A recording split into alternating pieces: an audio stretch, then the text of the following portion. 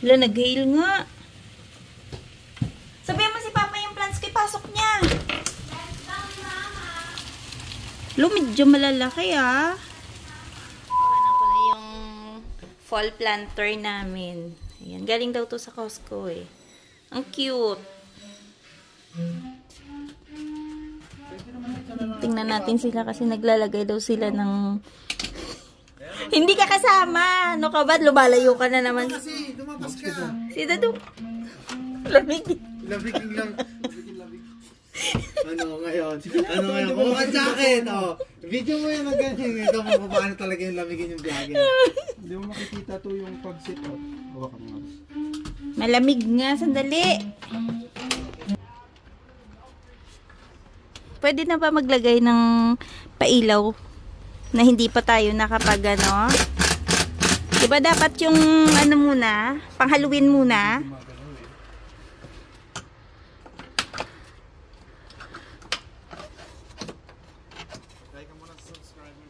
Ay, meron na palang nadikit. Ayan na pala oh.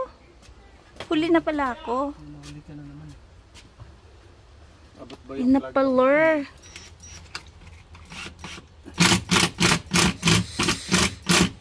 Jumujulan. Ba yan? Di pa kayo tapos. Ito, sabi kong bukas na eh. Gina G. Si Dadong kasi. Pag matapos na, ano ko ba? Hindi ko tuloy ma-witness mamaya dyan yung pagpa-light, lights on. Lights on. Mamaya na. Hindi masyado kita. Mamaya na lang. Titila pa yung ulan. Mga plants namin, no. Malapit na yun ipasok. Dapat magawa na pala ni Dadong ng patungan yan dito sa loob. Sili natin, no. Ang dami pa din, no. Buhay na buhay pa. Hala, ito yung dapat itabi ko. Kasi baka masobrahan ng tubig. Oh, may dumidighay. Balik sa ulit dito. Lakas. Mapuputol to eh. Ganda. Mapuputol yung lights niya. Dapat connecting siya. Gaway-away sila nung nilagay itong frame, oh. Hindi ko pala na video. Ang ganda. Kahit sabihin mo maliliit, pero ang ganda, no? Pang mayaman. Ay, mamaya matesting na natin pala yung ilaw nito.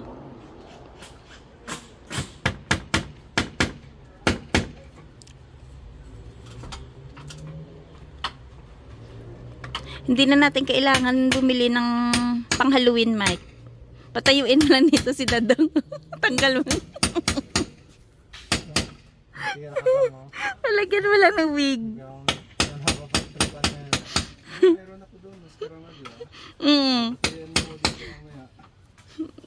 Tapos bibili lang tayo ng pumpkin mic. Mga 2 piraso dyan, no, sagdan.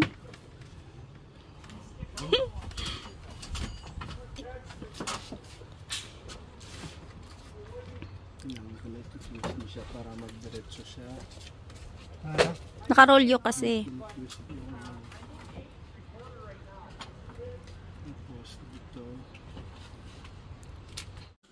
Dito na si Dadong sa harap, oh.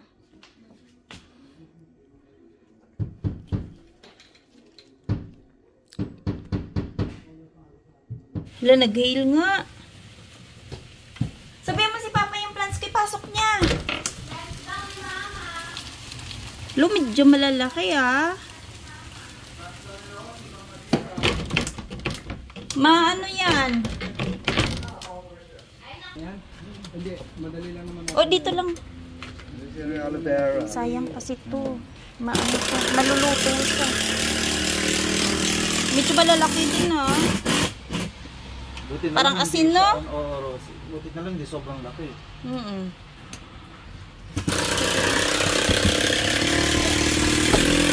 Delikado ka mo yung mga sasakyan. Magkaroon ng dimples. Yes, dimples Romano. Sige lang. Yeah, Calgary is Hill capital. Naglalagay pala sila ng pa-solar. Oh, yes. Palitan ko ng... Okay. Ba't parang ang sipag ni Dadong ngayon? Ewan nga. Wala naman tayo gagawin. Ang lamig eh. Kay Denise. Grabe, ang lamig na ngayon dito. Yan o, positive 7 na. Hindi na pwedeng t-shirt or manipis na jacket lang. Si Dadong nakadoble na nga o.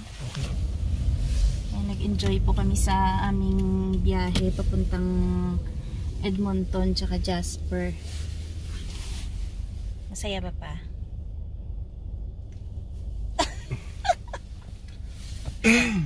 Okay, hindi masaya si Dadong.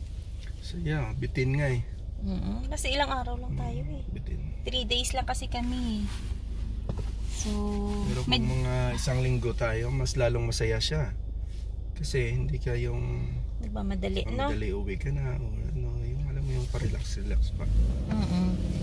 Tsaka pagka doon kasi sa mall, ang dami talagang mura, no?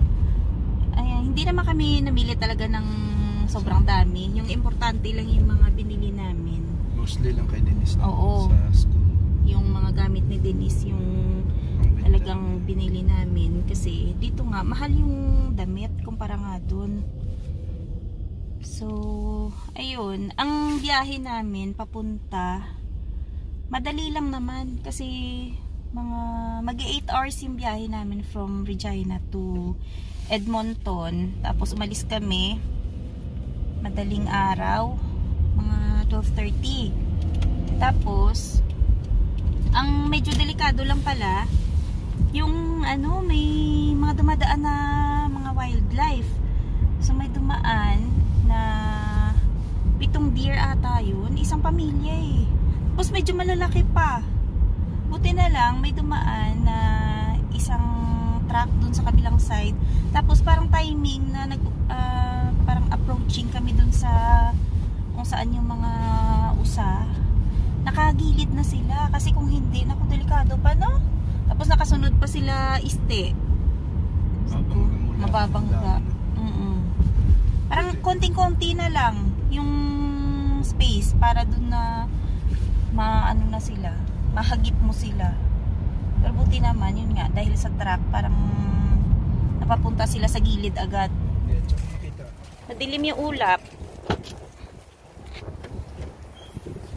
Subok na yan, alam na, kahapon nag-hail na eh. Nag-hail pala kagahapon. Oo nga. Tinitingnan namin yung mga sasakyan, baka may mga dimples kasi nung mga nakaraang taon, malakas yung hail dito. So may mga sasakyan na yung nagkaroon ng ano, nagka-dimples. Mayroon din. Saang sa atin? Ayun, Ayo. Baka nga, kanya ng hail yan. Kasi meron din to, may konting parang lumubog ng konti.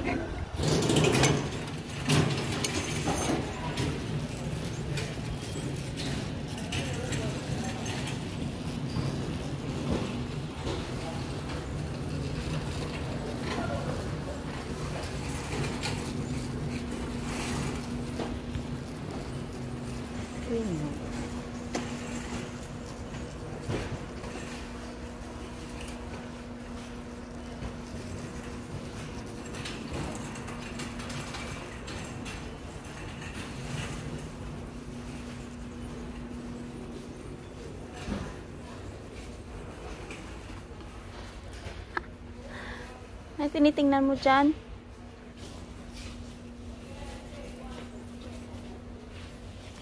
isa.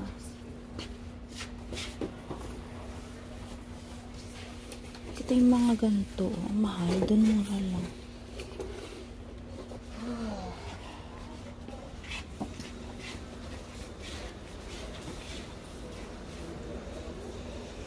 Ano to? KitchenAid. Magkano yung KitchenAid? White 129? KitchenAid? Pusa. 129. Kutsilyo, 3 peraso. Magkano isa nito pa? Bumili kami ng ganito para sa lagayan ng mga shoes.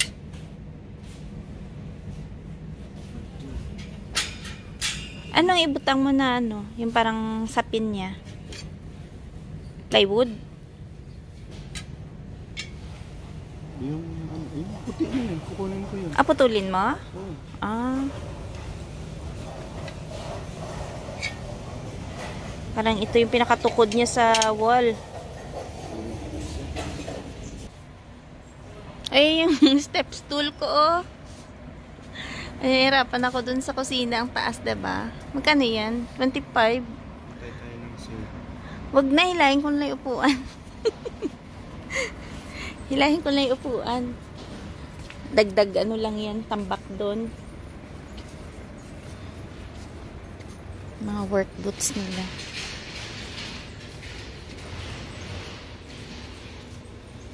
Mahal din yung mga sapatos na, pang trabaho. 100 yung pinakamura. Ano, naka-sale. 179. Balik. Mula sa Edmonton. Window shopping. Pagdating dito, window shopping pa din.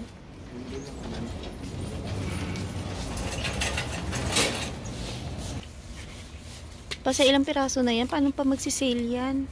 Naantay doon yung mag-sale to. Ito, dalawa na lang. Hindi yan magsisale. Maniwala ka. Kasi pa ilan-ilan lang yan eh. Mahal.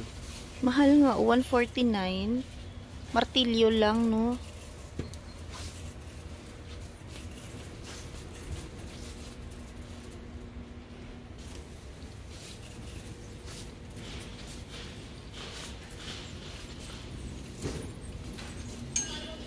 Yung pala, meron sila ditong mga pang winter din, oh.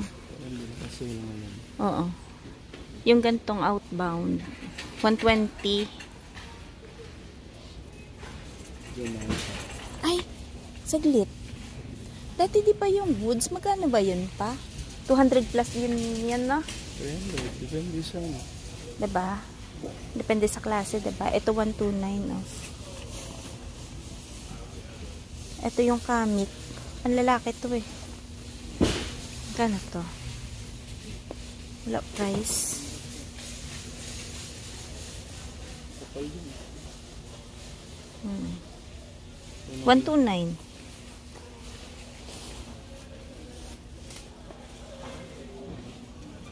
Nasa yung price nila dito mga 129. May pag nag-sale minsan meron dito tigsi 60. Magano na lang siya kasi malamig.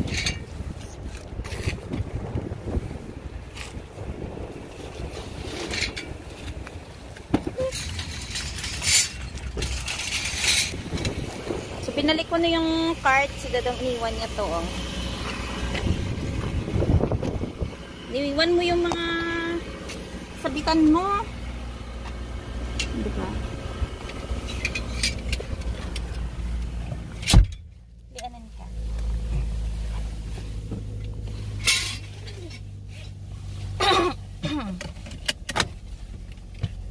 Daan lang kami sa Long and McQuaid. Ano siya? Bilihan ng mga music instruments. Kasi check namin kung may book doon para sa clarinet ni Denise. Kasi yung book pala nila para sa grade 6 iba doon kaysa sa grade 7. Songs. Iba yung songs. Oh. Kailangan namin bumili. Level up na kasi sila eh. Level up sa grade. Sa ano.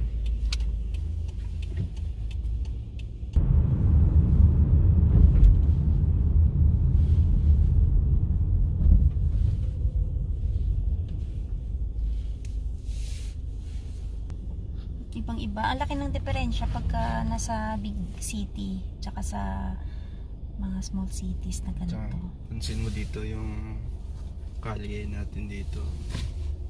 Ano lang, straight lang. Ito, Doon ang daming likuan, no? maraming sangas na. Tsaka hindi ganun ka-busy nga talaga dito. Doon parang ang layo ng biyahe papunta sa mga trabaho. Tapos alam mo yung highway talaga yung daanan mo. naghahabol pa ng paggawa ng daan. Hanggang ano pa to. Pero maganda, ang kagandahan kasi doon, marami mga establishment na Madami kang mapupuntahan. madali, marami kang choices ba.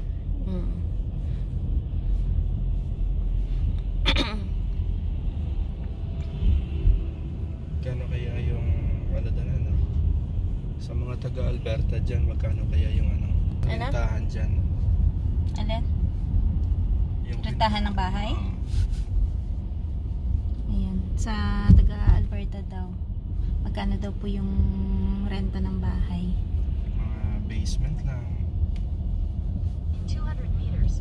Kasi dito may 8 dito kasi depende din kung depende sa laki ng bahay yung presyo syempre. Pero for sure dito mas mura kumpara dyan sa Alberta.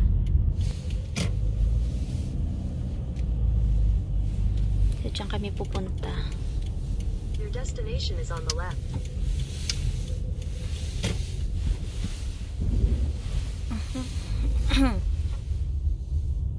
Ang liit ng space nila dito, no? Para sa parking.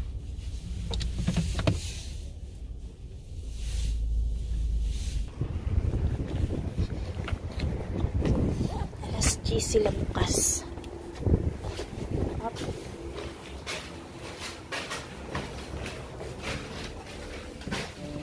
Yeah, that's right. Yep, there. You just had, it must have just been a wet order this morning. So yeah, that's no problem. That'll be heading out to you. No problem. Maganda din dito. Hi. What's happening? There's a bunch of stuff on order, but the only thing that was in stock was an IPS 8. Ang cute, Papa, oh. Mandolin. $6 lang yan. Gold tone. Ayun. Per month pa. Baka ano yan? Rent? 260. Oo. Yung mga instruments dito, pwede rent, pwede bilhin. Ay, tsaka yung reeds pala, ni Denise pa.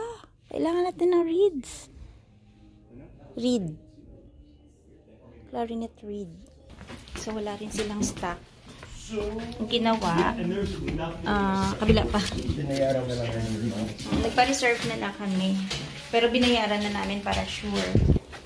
So, nag-iwan lang ako ng email tsaka yung contact number para pag dumating, either mag-email sila or mag-text na lang. Kasi nagkakaubusan lagi ng mga books dito. Yung book sa instruments, ha. Yeah.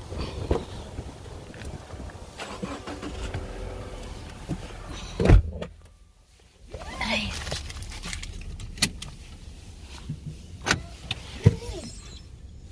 Kaya yung mga anak nyo, halimbawa, sasali sa banda, sa school, dapat agahan nyo na lang yung Kakapi ba ba tayo? pagbili. Hindi na. Agahan na lang yung pagbili ng instruments, tsaka yung book. Tsaka binilang ko na rin si Denise ng reeds. Reeds pala kasi madami. Ito yung yung parang bamboo na nilalagay sa dulo ng clarinet para ihipan niya. Para lumabas yung sound. So, uwi na kami. Kasi may pasok pa ang Dadomski.